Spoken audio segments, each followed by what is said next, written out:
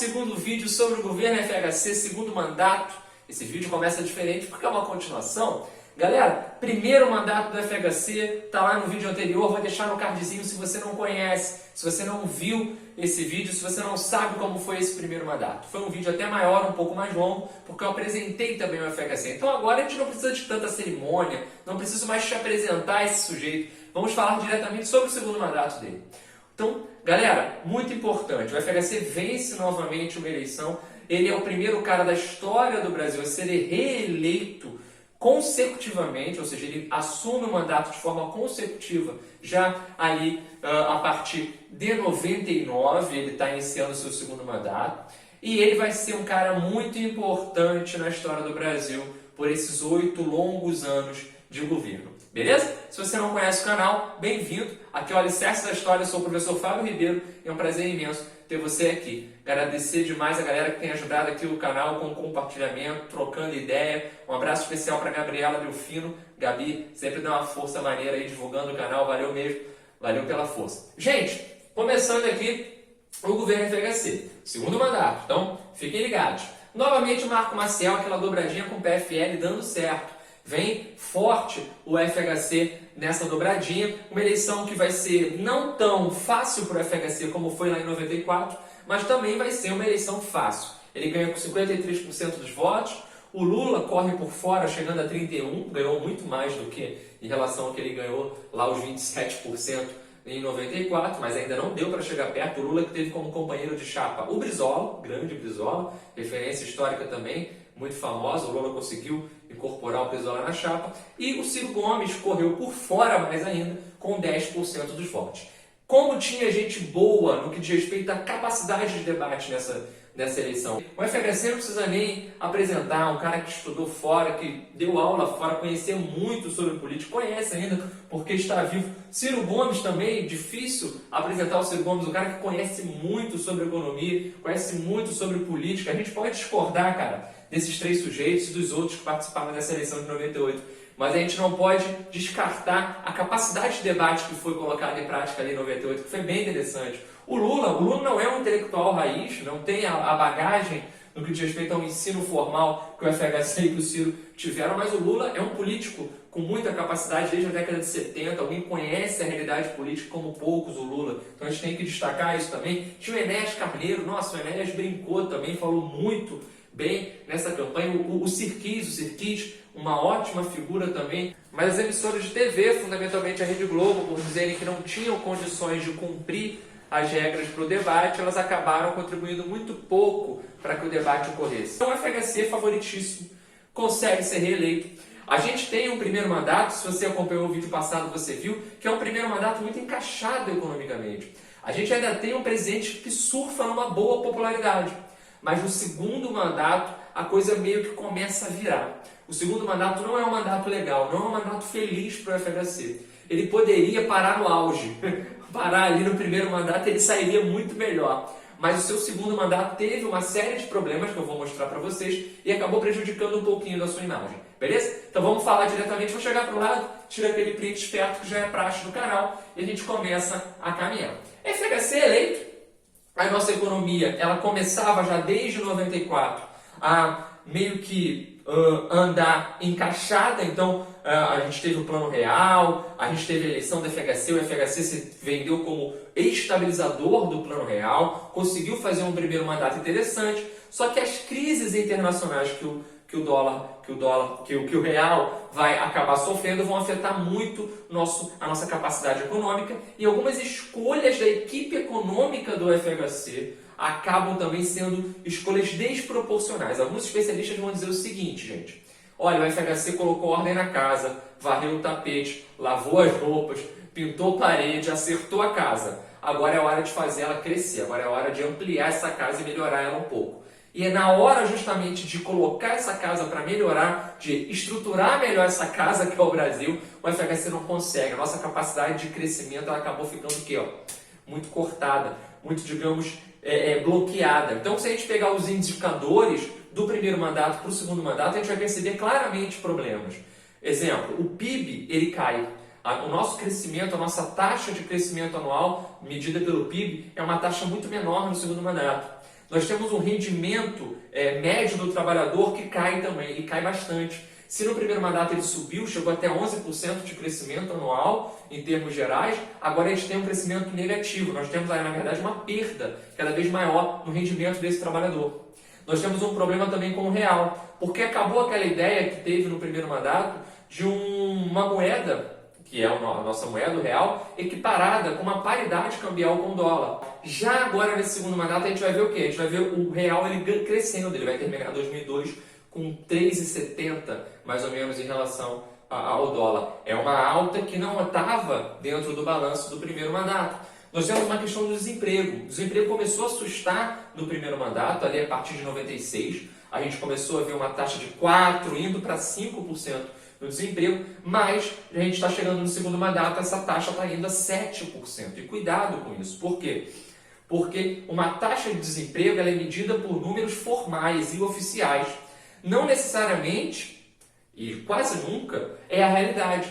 A realidade é pior, porque só é levado em conta que está desempregado quem procura emprego cotidianamente, quem está inscrito como um cara que busca emprego. Então você provavelmente conhece alguém que está desempregado, mas vive de bico e não vai entrar na conta oficial se não tiver procurando emprego. Então a gente tem um problema nessa relação. Então os índices oficiais eram índices já ruins, a gente estava chegando ali com 6 e pouco, quase 7% de desemprego, um problema que começava o quê? A dar uma crescida, né? O crescimento dos juros nesse cenário também acaba fazendo com que a gente tenha alguns problemas. Quais problemas? Esse crescimento dos juros vai acabar consolidando uma economia que não cresce, porque o juros muito alto acabou sendo uma perspectiva para conseguir manter, primeiro, a inflação controlada.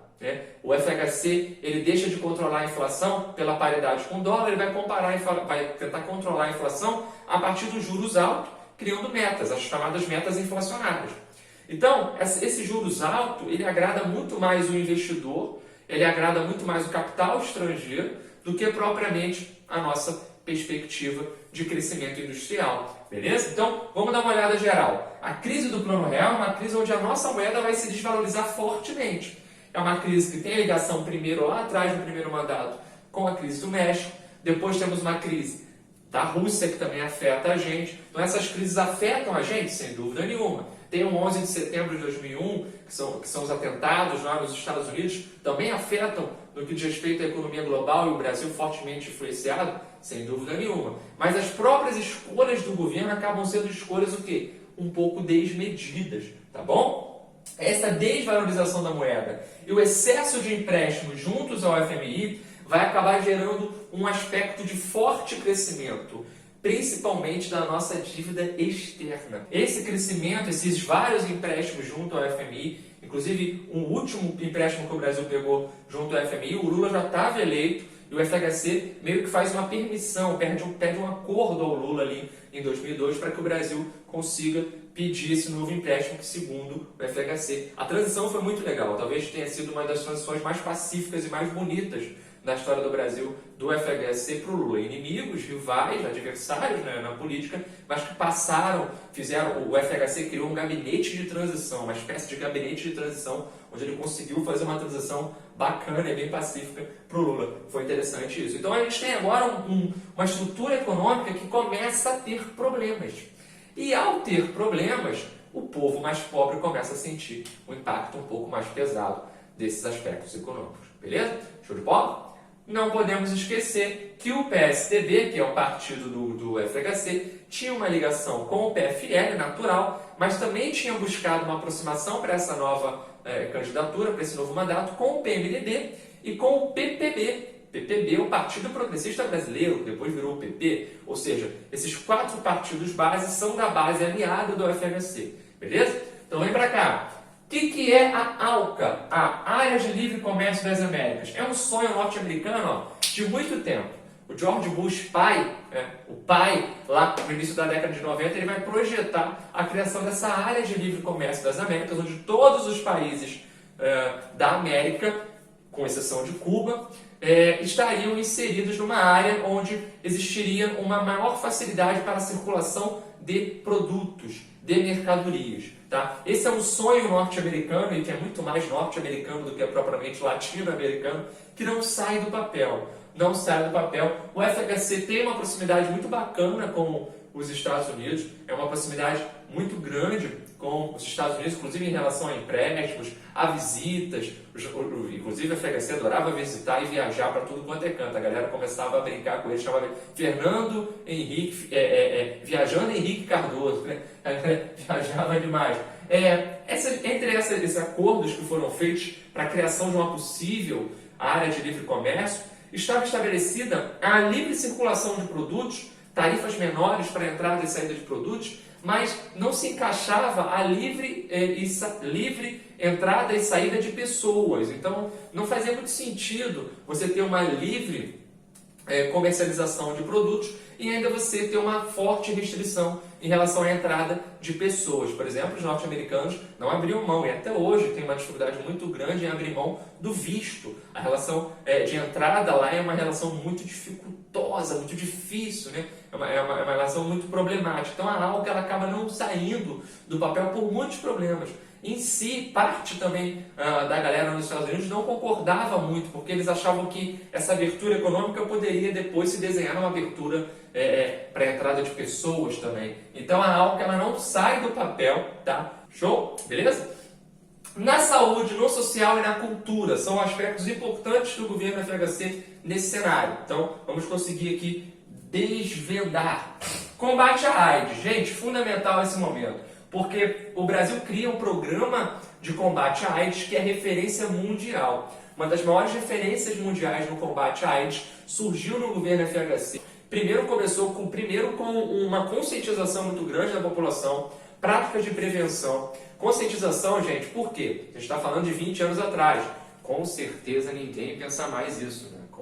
Com certeza. Ninguém no mundo pensa mais que AIDS é coisa de gay. Claro, né? A sociedade mudou, evoluiu, ninguém é tão ignorante a ponto de achar que AIDS é doença de gay, né? Com certeza, né? Ou tu conhece alguém que acha? Que isso, né? Não, pô, isso ficou para trás, Então, gente, naquela época era muito comum, as pessoas achavam que AIDS é ético, não vou encostar, né? A AIDS, doença de gay, e isso fazia com que houvesse uma proliferação muito grande do vírus HIV. Vírus HIV é uma coisa, AIDS é outra. Tudo isso foi explicado também, isso foi importante nesse cenário, né? Ou seja, desmitificar, tirar preconceitos em relação a essa doença foi fundamental para que o combate começasse a ser mais inclusivo. E o Estado foi fundamental. O Estado foi fundamental nessa participação e nessa mediação. E aí criaram também metas para redução do número de contaminados, ou seja, o Brasil virou uma referência mundial. O Lula pega isso e dá continuidade de forma bem interessante, tá bom? O programa, até hoje, o Brasil tem uma referência mundial em relação ao combate à AIDS. Muito interessante. Aqui um termo polêmico, gente. Lei dos genéricos. A lei de genéricos é polêmica por quê? Não porque ela não tenha sido boa, ela foi muito boa. Foi muito interessante até hoje. Os medicamentos genéricos salvam a nossa vida, né? Literalmente. Não só financeiramente. Mas tem um debate de quem foi, né? O Jamil Haddad, lá, quando era ministro da Saúde do Itamar Franco, ele chegou a propor, né? Ele foi o primeiro, de fato, a propor essa lei de genéricos. Depois, o Eduardo Jorge, que foi um deputado federal pelo PT, ele também criou um projeto de lei para a criação desses genéricos. E o José Serra, como ministro da Saúde da época, incorporou e formalizou a criação dessa lei dos genéricos. Então tem uma disputa por paternidade. Sempre falo isso, né, gente? Filho bonito, filho com sucesso, filho que deu certo, todo mundo quer ser pai, né? Com certeza, foi a mesma coisa com o Plano Real. Agora, a lei dos genéricos, vamos botar aí, né, uma contribuição de cada um. Foi importante, surgiu essa lei dos genéricos, que começou a estabelecer uma redução muito grande no custo dos medicamentos no Brasil. Os genéricos hoje têm grande entrada no nosso mercado e são fundamentais para a vida das pessoas, principalmente aquelas que não têm tanta condição de comprar remédios tão caros. Beleza? Show de bola? A vacinação ganha destaque, olha só que interessante. Os programas de vacinação explodem mesmo. Vacinação, tétano, difteria, a poliomielite. A gente tem uma série de doenças que começam a entrar quase no nível zero em termos de propagação. Muito interessante essa vacinação, um destaque muito grande para as propagandas, né? Tinha umas propagandas bonitinhas, o Zé Gotinha, assim, bonitinho, tá? Ou seja, a ideia de vacinar, de que a vacina é importante, vai salvar a sua vida, foi uma ideia bacana aqui nesse momento, mas em contrapartida, nós também temos a parte ruim nesse cenário em relação às doenças. Dengue, hanseníase, a malária, as leishmanioses, ou seja, algumas doenças que estavam até mesmo já esquecidas, muitas delas tinham sido erradicadas há um tempo antes, elas acabaram voltando com força. E aí tem um detalhe importante. A forma como determinado governo lida hoje com as doenças vai impactar 20, 30, 40, 50 anos depois. Isso que é bem importante. E aí os analistas falam, olha, era mais fácil cuidar da dengue ali na década de 90, no governo do FHC, e um problema de comunicação entre o governo federal, o estado e o município acabou fazendo com que ela se propagasse de forma muito efetiva mesmo. E isso fez com que o Brasil, nos últimos anos, gente, a dengue tem matado muita gente mesmo. E é simplesmente uma doença transmitida por um mosquito. É algo muito mais fácil de se proteger e de se defender do que, a gente sabe, um vírus. Né? Então a gente tem assim, um problema muito grande em relação à dengue, que tinha sido esquecida, erradicada, né? No Brasil. Ela voltou e voltou com muita força. Então assim, ao mesmo tempo que o governo tem um forte,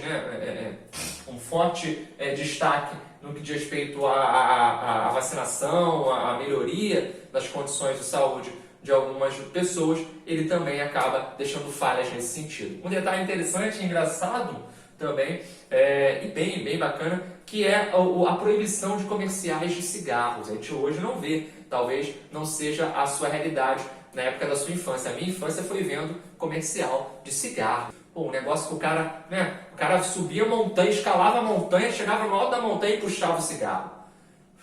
O cara corria, fazia uma corrida e aí do nada puxava o cigarro. É interessante porque tu olhava e falava, caramba, será que é o cigarro que dá essa força pro cara? Eram propagandas muito fantasiosas e aí houve uma censura nessas propagandas. Mais tarde, mais recentemente, vão começar a colocar ali, já viram o cigarro? Na parte de trás do cigarro, no lado também, algumas imagens, algumas frases que formam ali um impacto negativo, né? Mostram, na verdade, o que aquele produto pode causar. Beleza? Show de bola? Ainda temos outras criações, outros órgãos surgindo, são as agências reguladoras. Né? Eu sempre falei no mandato primeiro, eu falei para vocês que foi uma marca muito comum ao governo do FHC a criação dessas agências reguladoras. Temos a Agência Nacional da Vigilância Sanitária e temos a ANS, que é a Agência Nacional de Saúde Suplementar. O que é essa saúde suplementar? É a que regula o plano de saúde. Se você tem um plano de saúde, a ANS regula. Beleza? Tudo show? A Anvisa, você conhece, a Vigilância Sanitária. Agora, saindo um pouco da saúde, entrando na parte cultural. Aqui, ó, saúde social e cultura. Nós temos a criação da Ancine. A Ancine é a Agência Nacional, uma agência reguladora do cinema. Muito importante também a Ancine, porque foi uma criação que acabou desenvolvendo e ajudando a desenvolver alguns filmes.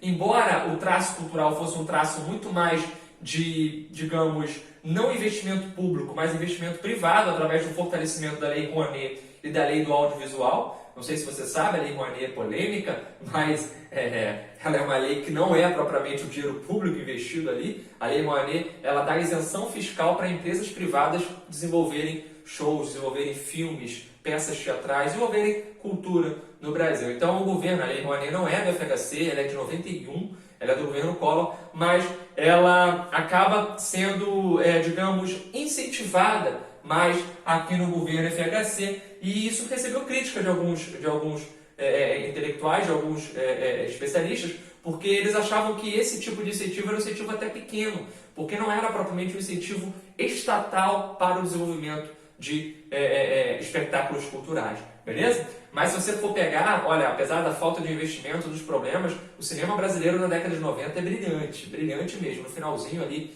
da década de 90 é sensacional. A gente tem Bicho de Sete Cabeças, tem mais o quê? Cidade de Deus surgindo ali né, já na virada para esse século. Temos Central do Brasil, quase que Central do Brasil levou um Oscar, o primeiro Oscar da história do Brasil, merecia muito lá com a Fernanda Montenegro, sensacional. O cinema brasileiro se destaca bastante nesse cenário, beleza? Eu não falei, deixei aqui por último, ou quase por último nessa área de social, da saúde e da cultura, dos programas sociais, esses programas de auxílio, de redistribuição de renda. Eu falei um pouquinho no primeiro mandato como eles funcionaram e como eles conseguiram trazer bons benefícios para a população. Esses programas sociais continuaram. Bolsa Escola, Auxílio Gás, Bolsa Alimentação, o PETI é o Programa de Erradicação do Trabalho Infantil. São programas que, gente, eles não são tão amplos quanto o Lula vai fazer. Eles não são tão bem estruturados quanto os que o Lula vai criar. Eles não são com um valor tão alto, embora não seja até hoje alto o valor que se paga, por exemplo, no Bolsa Família, né? Então, embora não seja um valor tão alto quanto o governo vai conseguir equilibrar depois, ainda são sim programas muito importantes para a história do Brasil. Isso está de acordo com a cartilha neoliberal que o FHC coloca em prática no Brasil em muitos aspectos, a partir de 95. Beleza, gente? Show de bola? Em relação aos ministérios novos que surgem, entre os que têm destaque, Ministério da Defesa e Ministério do Desenvolvimento Agrário. Tá bom? Ministério da Defesa é uma união entre o Ministério do Exército, da Marinha e da Aeronáutica, agora é um só, beleza? E o Ministério do Desenvolvimento Agrário, né? O chamado MDA, melhor dizendo, o MDA, ele é um ministério que vai tentar desenvolver aspectos da reforma agrária no Brasil. Show? Vamos continuando aqui, já que o quadro girou, falei agora sobre o MDA, que é esse Ministério do Desenvolvimento Agrário. Ele é um ministério que tentou atuar na área do campo para resolver problemas de conflitos agrários. A concentração fundiária é uma marca do Brasil até hoje, mas não foi eficiente. A reforma agrária no FHC continuou sendo um sonho distante da parcela da população brasileira, beleza? Chegar para o lado, já tira aquele print esperto. Nessa segunda parte, a gente vai focar em aspectos de escândalos de corrupção do governo FHC, assim como em aspectos econômicos importantes, e vamos falar sobre a famosa crise do apagão, que ajudou, junto com outros aspectos, a minar a popularidade do presidente. Então, vem comigo, vamos nessa. Galera, muito importante aqui que a gente perceba o seguinte: os escândalos de corrupção são comuns em todos os governos. Nunca vai existir um governo que se diga o isento de corrupção. A corrupção é algo estrutural, é algo sistêmico, é algo que não foi inventado por um grupo, ou por um sujeito, ou por um partido. A corrupção é algo que está aí no Brasil e no mundo desde os primórdios. Então a gente tem que estar sempre ligado muito fortemente nessa estrutura. Beleza, galera? Uma coisa importante nesse cenário todo e que tem que ficar cada vez mais marcado para a gente perceber é como os escândalos de corrupção naquela época eles acabavam sendo menos descobertos. Tá? A gente hoje tem uma variedade maior para descobrir escândalos de corrupção. O advento da internet melhorou muita coisa no que diz respeito a isso. Claro, ajudou a propagar muitas notícias falsas, mas o acesso à informação hoje é mais amplo, é mais interessante, assim como nós temos órgãos de fiscalização mais efetivos. A própria Polícia Federal, que começou a ser melhorada pelo FHC, e nos governos seguintes ela vai ser mais bem estruturada, foi um órgão importante que acabou melhorando. A gente vai falar sobre a PGR aqui, que foi um órgão fundamental para combater a corrupção e é até hoje um órgão fundamental para combater a corrupção. Houve muita crítica nesse momento sobre a ação do nosso Procurador-Geral da República e a gente vai explicar. Beleza? Crise do Senado. Os três gigantes do Senado, três grandes partidos da base aliada, tem três grandes senadores influentes dentro do Senado: Antônio Carlos Magalhães, o Jader Barbalho e o José Arruda. Esses três figurões do PFL, PSDB e PMDB, eles acabam entrando numa série de conflitos internos por disputas de poder ali no próprio Senado. Teve uma votação para caçar o Luiz Estevão, que era um senador, ele foi inclusive cassado, e aí se descobre que o José Arruda teria, por conta do ACM, que era o presidente do Senado, interferido e liberado essa lista de votantes, porque o ACM queria ter acesso a essa lista de votantes para prejudicar inimigos políticos dele. E apesar deles estarem numa mesma base aliada, eles não conversavam tão bem, eles tinham inimizade. O ACM queria derrubar o Barbalho queria derrubar o ACM. O ACM era o presidente do Senado, o Barbalho queria vir como presidente do Senado. E aí havia uma disputa entre esses dois grupos. O FHC se coloca como neutro nessa disputa.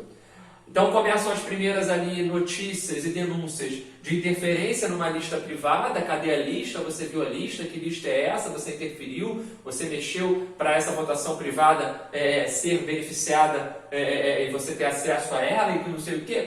Um debate grande aqui nesse momento. E nós temos um impacto interessante porque em determinado momento o ACM vai começar a acusar o Jader Barbalho de fazer, o ACM vai acusar o Jader Barbalho de fazer parte de um escândalo na Sudã, que é a Superintendência de Desenvolvimento da Amazônia. Isso aí vai explodir. Ao final, os três acabam renunciando para evitar cassações. E depois até voltam para a vida política, mas esse escândalo foi muito forte e coiu ali um pouco das bases do governo FHC. Um outro caso marcante, não é propriamente um caso, mas uma, digamos, interpretação do que é feito, é o caso do Geraldo Brindeiro, que ganhou um apelido da oposição, que foi o apelido de Engavetador-Geral da República. O Geraldo Brindeiro seria o nosso Procurador-Geral da República. O que é a figura do Procurador-Geral da República? O Procurador-Geral da República comanda o Ministério Público. E ele tem como grande função promover uma fiscalização dos três poderes. Gerar, inclusive, o Ministério Público é um órgão independente, e ele tem como grande meta a fiscalização dos outros poderes. Então, se você tem um Procurador-Geral da República que domina o Ministério Público e ele não é isento, você tem um problema na isonomia das relações, porque esse cara que vai fiscalizar muitas vezes o presidente, ele não está sendo um cara isento. Então, o Geraldo Brindeiro, por ser um cara próximo à base do Fernando Henrique Cardoso, ele acaba, em muitos momentos, engavetando denúncias contra o próprio governo. E aí a oposição vai chamá-lo de o Engavetador-Geral da República, e não propriamente o Procurador-Geral da República. A verdade é que desde 2001, desde o finalzinho ali do governo FHC, foi estabelecida uma espécie de convenção. Não é algo muito... não está na lei, tá? O cargo do Procurador-Geral da República é escolhido pelo presidente, mas não está na lei, mas acaba sendo uma espécie de convenção. Foi, né? Hoje em dia não é mais, mas foi ao longo, por exemplo, do final do governo FHC, o governo Lula 1, Lula 2, Dilma 1, Dilma 2 e até o próprio Temer. A gente teve nesses presidentes uma espécie de acordo, uma convenção, para que o Procurador-Geral da República fosse o primeiro colocado de uma eleição interna, de um órgão interno do Ministério Público. Então, você tinha lá a Associação Nacional de Procuradores da República, e essa Associação Nacional de Procuradores da República elegia 3 procuradores que poderiam ser escolhidos pelo presidente naquela lista trina, né? Naquela lista dos 3. E aí o presidente pegava e geralmente, meio que se convencionou, principalmente a partir do Lula, se escolheu o primeiro colocado dessa eleição interna lá deles. Então, olha só, chegou para mim a lista, quem é o primeiro colocado? Fulano? Beleza, coloca ele. É porque isso está mostrando que o presidente tem uma imparcialidade. O presidente ele foi muito criticado aqui nesse momento quando ele não cumpriu, quando ele não obedeceu uma separação entre seus interesses e o da PGR. E aí, a partir ali da virada do início do século XXI, nós temos uma mudança onde agora a lista chega, o presidente escolhe geralmente o primeiro colocado, ou pode ser o segundo ou o terceiro. O Temer escolheu o segundo, o Lula e a Dilma escolheram sempre o primeiro. Chegava a lista, bota logo o primeiro. Ó, não tem nada a ver, é o primeiro. Tá? O Temer escolheu a Raquel Dodge como segundo. Hoje em dia é o Augusto Aras. O Bolsonaro não cumpriu a regra da lista. Ele também não é um criminoso por fazer isso. Ele só não cumpriu uma convenção que já estava há mais de 20 anos aí, há 20 anos mais ou menos, estabelecida no Brasil, de sempre levar a PGR o primeiro colocado dessa lista. O Bolsonaro escolheu alguém fora da lista, ele não ouviu essa associação de procuradores, ele escolheu alguém que ele achava que seria mais interessante, ele escolheu Augusto Aras. Beleza? Tá bom? Então, muita gente aplaudiu essa iniciativa a partir ali do final do governo FHC de escolher sempre o primeiro colocado, porque aí isso gerava uma ideia de imparcialidade. Mas tudo isso é muito debatido dentro da política brasileira. Beleza? Show de bola? O caso Civan. O caso Civan é um caso interessante. O que é o Civan? É o Sistema de Vigilância da Amazônia. As Forças Armadas acabam, através desse sistema de vigilância, foi criado em 2002 pelo FHC. Ele estava saindo no poder e ele cria. Através da CIVAM, as Forças Armadas vão ter um controle dentro da Amazônia a partir de áreas estratégicas, pontos estratégicos, integração, defesa do território. Isso é bem interessante. O caso CIVAM ficou marcado por quê? Porque o Fernando Henrique Cardoso foi, digamos, acusado de favorecer determinadas empresas com capital norte-americano aqui no Brasil para o chamado tráfico de influência. Tráfico de influência já levou muita gente para a cadeia, né? E outros nem tanto. Esse caso CIVAM ficou muito marcado como um caso que teria sido de corrupção por parte do Fernando Henrique Cardoso. Enfim, bem interessante. Falando sobre a questão de corrupção, que envolve dinheiro, de manter balanços positivos, pagamentos ou não, temos a criação da famosa Lei de Responsabilidade Fiscal, a Lei número 101 de 2000. É a grande lei que já era prevista uma lei desse tipo pela Constituição de 88 e chegamos formalmente a essa grande lei de responsabilidade fiscal, que é a lei do ano 2000. Controle dos gastos públicos. Essa é uma lei que vai acompanhar o chamado tripé macroeconômico do governo FHC, que até hoje é uma referência no Brasil. Então, ela estabelecia as metas fiscais, eu já vou explicar esse tripé, ela estabelecia as metas fiscais que deveriam ser definidas ali no Brasil, sempre em busca do superávit, sempre em busca de vender mais do que comprar em termos de relações próprias. Receita versus gasto. Então você tem que estabelecer uma relação onde a minha receita é maior do que os meus gastos. Igual uma casa, gente. Comprar até o ponto que dê para comprar, gastar até o ponto que dê para gastar. Além do mais, cara, essa lei de responsabilidade fiscal é uma lei muito ampla, muito longa e que é muito estudada por especialistas da área. Claro, eu aqui nunca vou conseguir te dar o parecer completo dessa lei, mas se você quiser aprender um pouquinho mais, joga na internet, você vai conseguir aprender com muito mais força. Então ela vai estabelecer o acompanhamento das dívidas do país também, ou seja, o país ele vai também acompanhar essas dívidas. É uma lei que foi projetada para evitar gastos demasiados, gastos exagerados que possam comprometer o desenvolvimento da máquina pública, tá bom? Isso é bem importante. Ela também meio que ensina e explica os caminhos para gestores públicos, para funcionários públicos, como eles devem desenvolver, né, nas instâncias, tanto federal, quanto estadual, quanto municipal. Isso é bem importante, beleza? O famoso tripé macroeconômico, a partir de 99, nesse segundo mandato, o Brasil modifica a sua estrutura no que diz respeito à economia e no que diz respeito ao aspecto macroeconômico. O Brasil vai apostar agora nesse tripé, nessa base trina, nesse tripé que vai basear-se no câmbio flutuante, nas metas de inflação e nas metas fiscais. É interessante isso aqui, rapidamente explicando. Câmbio flutuante, gente. Agora o dólar, não vai existir uma lei que regule quanto a nossa moeda vai valer em relação ao dólar, por exemplo. Não, agora o câmbio vai flutuar. E aí vem as questões de oferta e procura, entrada ou saída de dólar. Quanto mais dólar, quanto menos dólar, tudo isso vai impactar. Nós vamos ter as cotações da moeda, isso é o câmbio flutuante. O FHC, antes desse momento do segundo mandato, ele não tinha um câmbio flutuante, ele tinha uma paridade, a busca pela paridade através do estímulo constante em manter. Agora, vamos ter o câmbio flutuante, lembrando que o dólar é a moeda marcante do mundo desde o final da Segunda Guerra Mundial. Beleza? Metas de inflação. Então, são estabelecidas metas de inflação. E aí, ó, eu tenho a meta do final do ano, eu tenho que chegar próximo a ela. Eu posso corrigir metas de inflação, geralmente o governo faz isso aumentando os juros. Quando eu aumento os juros, a perspectiva de inflação é reduzida. Quando eu aumento os juros, eu tenho uma perspectiva de inflação que está subindo, então eu tenho que fazer ela descer. Então, os juros altos fazem a inflação descer. Os juros mais baixos podem fazer ela subir um pouco mais, porque está tranquilo. Ou seja, isso é regulado a partir, principalmente, pelo quanto de dinheiro que circula. Os juros altos impedem muito a circulação do dinheiro na economia. A galera compra menos, o crédito é um pouco restrito. Então, temos esses aspectos importantes. Então, a partir de várias metas de inflação, o governo estabelece também o seu segundo pilar dessa política de tripé macroeconômico.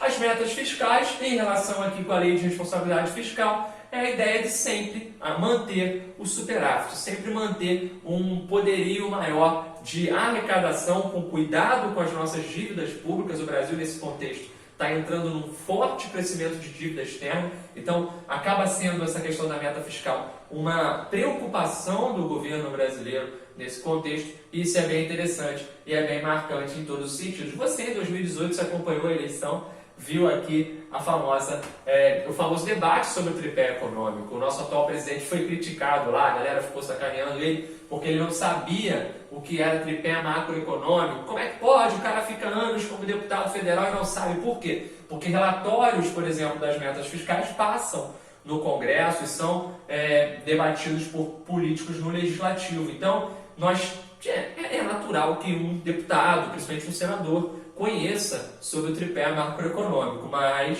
naquele momento ali foi fruto de muito debate, muita crítica, né? Teve até uma entrevista famosa dele, a galera caiu em cima e ficou famoso. A gente brinca que a primeira fase da eleição de 2018 foi uma fase só do tripé. Tripé, até gente que nem sabia o que era tripé antes passou a saber o que era tripé macroeconômico por conta da eleição de 2018, né? Você provavelmente já deve ter escutado falar isso ali, se acompanhou a eleição de perto. Show de bola, galera? Beleza? Crise do apagão. Entre 2000, 2001 e 2002, isso se projetando maiormente no segundo semestre de 2001, o Brasil passa por um grave problema energético. Poucas chuvas, principalmente na região sudeste, norte, centro-oeste e nordeste. O sul, ele não passa tanto por isso. O sul, ele é, em termos de grandes capitais, equilibrado. Porto Alegre, Curitiba, Santa Catarina, ali em Florianópolis, conseguem equilibrar bem o seu gasto energético, mas o sudeste vai passar por um grave, e eu ainda estou lembrando, né, gente, a minha adolescência, ali isso entrega idade, isso é minha adolescência de querer sair às vezes, de querer ver uma televisão, aí tá passando um filme que tu quer ver, racionamento de energia. E aí as companhias de energia da tua cidade, do teu município, elas estabeleciam ali normas, regras para que você gastasse menos energia. Era mais caro a energia em determinado horário, era mais barato em outro. Você sabia que em determinada hora do dia poderia acabar a energia, você ficava sem luz. Muito comum na escola, a galera que estudava de noite principalmente era muito afetada. Você estava na escola, acabava a luz, liberava geral, vai embora. Aconteceu muito isso em tudo quanto é canto. Estava jogando bola na pracinha, acabou de começar o futebolzinho na praça, acabou a luz. Vamos para casa. Vamos para casa, tá? Não tinha celular nem para tu balançar assim e ir seguindo a lanterna. Não, a galera andava até com lanterna na mão. Era muito engraçado essa época, porque foi uma crise onde a falta de investimento público no setor energético, a gente tem que lembrar que desde o fim da ditadura a gente não teve um crescimento nesse setor energético de produção de energia, e também uma retomada rápida da nossa industrialização, junto com a falta de chuvas, acabou afetando a nossa produção energética. A nossa industrialização ela passou a ser um pouco maior, a economia deu uma pequena aquecida. Você sabe que uma das grandes marcas do governo FHC é uma economia que, infelizmente, ela, ao se abrir demais ao capital estrangeiro, ela acabou sendo engolida por esse capital estrangeiro. Muitas empresas acabam não tendo condição de competir. Para outras empresas nacionais, esse cenário vai ser interessante, a competição vai melhorar preço, vai melhorar a qualidade de produtos, mas em outros cenários temos indústrias brasileiras que vão acabar sendo prejudicadas pela entrada de produtos estrangeiros e elas vão acabar fechando, vão acabar falindo, e aí nós temos as famosas demissões em massa por tudo quanto é canto. Não é isso? A gente não pode esquecer desse detalhe. Sem dúvida nenhuma, a crise do apagão fez com que o FHC fosse muito criticado. Na verdade é que o segundo mandato do FHC, tudo praticamente dá errado. É um segundo mandato com muitos erros em várias partes estratégicas. Por exemplo, uma das maiores plataformas de petróleo do mundo, que é a P36, ela vai explodir isso passou sendo ali na Bacia de Campos, né? Não sei se vocês já ouviram falar isso, em 2001. A chamada P36, ela vai explodir, vai afundar. Isso acabou sendo sintomático de uma empresa que recebia poucos investimentos, que era a Petrobras. Nós temos em 2000 a comemoração mais bizarra que algum país já fez a respeito da sua história, uma comemoração, gente, que é para se esquecer. Anos 2000, comemoração aos 500 anos de chegada dos portugueses, 500 anos de Brasil, esses 500 anos em 2000 foram comemorados com a pior das festas possível. Lá na Bahia, Porto Seguro, tudo pronto, a FHC botou uma galera fantasiada de portugueses para chegar, umas pás, uma cruz, fizeram uma nau da réplica da nau de Cabral. Olha só que interessante, cara. Só que a nau afundou, teve que ser rebocada, só não foi para o fundo do mar porque ela foi rebocada quase que afundou. E aí estava tendo um protesto de grupos indígenas e movimentos sociais nesse mesmo dia contra aquela comemoração dos 500 anos da chegada dos portugueses. E aí no meio daquela comemoração a polícia sai dando porrada em tudo quanto é índio. E aí os jornais cobrindo aquilo. Não tem nada mais representativo do que homem branco batendo em índio para comemorar os 500 anos, né, gente? Não tem nada mais representativo do que isso. Gente, aí o FHC, que já não está muito bem das pernas, a popularidade dele não é boa, não é o ruim, péssimo, ele não é um cara avacalhado em forma geral, mas ele não está com a popularidade boa. Vem 2002, todo mundo sabia que o candidato do PSDB não era favorito, ele lançou o José Serra. José Serra foi ministro da saúde dele, não consegue vencer. O Lula vai para o segundo turno, quase ganhou no primeiro turno, o Lula. Na verdade ficou com 46 ou 47, se não me engano, de porcento de votos. Mas no segundo turno o Lula dá uma pancada, 61, acho, 61, 63%. Nessa eleição que teve também Antony Garotinho concorrendo, teve Ciro Gomes concorrendo também, mas não conseguiu chegar perto. Foi Lula, Serra, Garotinho e o Ciro Gomes ali, os 4 primeiros colocados dessa eleição. Uma eleição também com um debate bem interessante. O Lula venceu. Quero agradecer a todos vocês pelo carinho, tá bom? Um abraço a todos que acompanham aqui no nosso canal, que dão uma moral imensa. A gente está chegando hoje oficialmente ao fim da nossa playlist de História do Brasil. Talvez um ponto ou outro eu coloque ainda aqui na playlist, mas oficialmente esse é o fim, tá bom? Vamos fazer uma questão do FHC? Vamos pegar? A vitória de Fernando Henrique Cardoso nas eleições presidenciais de 1994 teve como fator decisivo a adoção de uma política fiscal eficaz de controle da natalidade, visando a conscientizar parcela da população menos favorecida. Ele falou isso na campanha, será? B. Redução da criminalidade no campo, devido a um programa de reforma agrária que prevê tolerância em relação à invasão das terras improdutivas no país. Ele fez isso? Não. C. Política externa de importação de produtos do Mercosul com o objetivo de reduzir as taxas alfandegárias e resultando em preços mais atrativos no mercado brasileiro. D. Implantação do Plano Real, que criou uma moeda estável no país após décadas de inflação. Parece ser a D, hein, galera? Parece. Eco. Queda do desemprego devido à adoção do Plano de Estabilização e Intervenção Reguladora do Estado na Economia. Gente, letra D. Beleza? Vamos para mais uma? Todas as alternativas abaixo apresentam características do segundo mandato do governo do presidente Fernando Henrique Cardoso, iniciado em 99. Exceto, gente, segundo mandato, iniciado em 99. Vamos lá? Fizemos uma questão do primeiro mandato, agora uma do segundo. Exceto, o desemprego aumentou e a violência urbana cresceu. Sem dúvida, a violência urbana cresceu. Mas, gente, maior desemprego acaba sendo estopim para maior violência. Tá? Isso é algo que a sociologia já nos mostra há séculos. B. 2001, em virtude da falta de planejamento e investimento no setor elétrico, o país enfrentou uma grave crise de abastecimento de energia, o que obrigou o governo a tomar medidas de racionamento na distribuição de eletricidade. E, pode crer, até falei hoje. C. O governo implementou um programa de combate à AIDS e de tratamento aos pacientes soropositivos altamente eficaz. Se tornou referência no mundo todo? Pô, legal, exatamente. D. Foi aprovada em 2000 a Lei de Responsabilidade Fiscal, cujo objetivo é dar total autonomia do orçamento público sem limites de gastos aos prefeitos, governadores e ao próprio presidente. Sem limite de gasto?